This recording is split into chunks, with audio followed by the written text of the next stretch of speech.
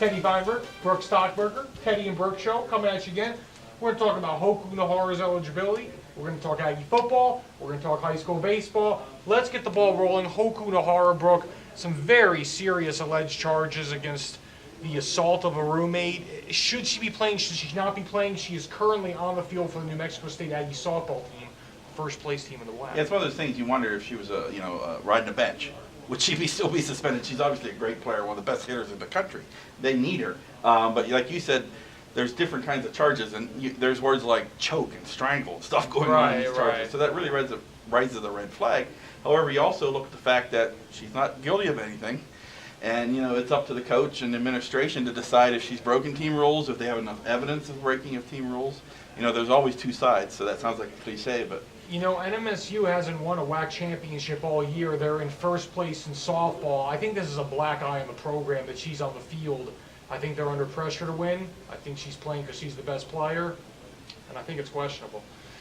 Let's move on now. We're going to talk about Aggie football. It seems to me, I've been out some practices, I've done some reporting, and it seems to me the offensive and defensive lines hold the key to the Aggie season. And Brooke, that doesn't seem to be any different than anything in years past. Is that correct?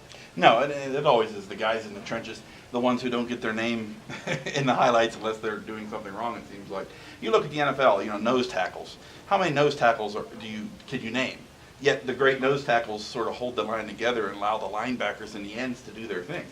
The Aggies need depth, and that's always been a big problem is recruiting depth at this level. You can get good first-line players, but in football you're going to have collateral damage, you're going to have injuries, you're going to have guys coming off. You need that second and third player to step in, and that's always been a sore point here at MSU. Last year, 9 sacks total from the defense, and the offensive line had Sioli Facalata, their best offensive lineman, was hurt in week 1. Left tackle Dwayne Barton hurt his back early on. The season was essentially over before it started. They need more production from their front line. Honestly, if the Aggies get better play from their defensive line and pressure the quarterback, it's going to make everyone on their defense better. And if their line protects Andrew Manley, they have some talent on the offensive side of the ball. Their season comes down to the offensive and defensive line in the trenches, staying healthy and being productive. Let's move on now. Mayfield Cruces baseball. We got a double dip or a double header coming up on Thursday night, and it's for first place in this league.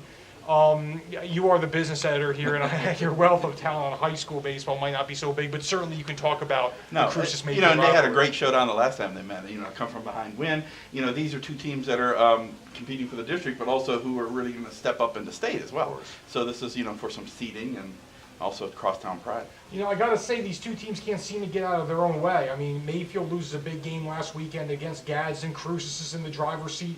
Then Cruces slips on a banana peel yesterday and loses at Gadsden as well. They're neck and neck again. If Cruces takes one in the doubleheader, they are in front in the district race. They're back in the driver's seat. Mayfield essentially has to sweep this one if they still want a chance.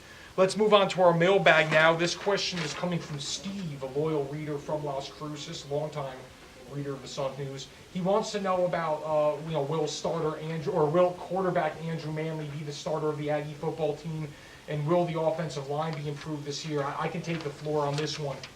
I think Andrew Manley will be the starter of this team. All Andrew has to do is hold firm, play steady during spring ball into fall camp. He'll be the starter. He's got the arm. He's got the potential. As for the offensive line, first 5 are good. First 6 are good. Once we start getting in number 7, number 8, number 9, that depth gets shaky. Line needs to stay healthy. A number 1 key. If they do, they're okay. Folks, thanks for joining us. You can always catch us on our website, Facebook, Twitter. Have a good week.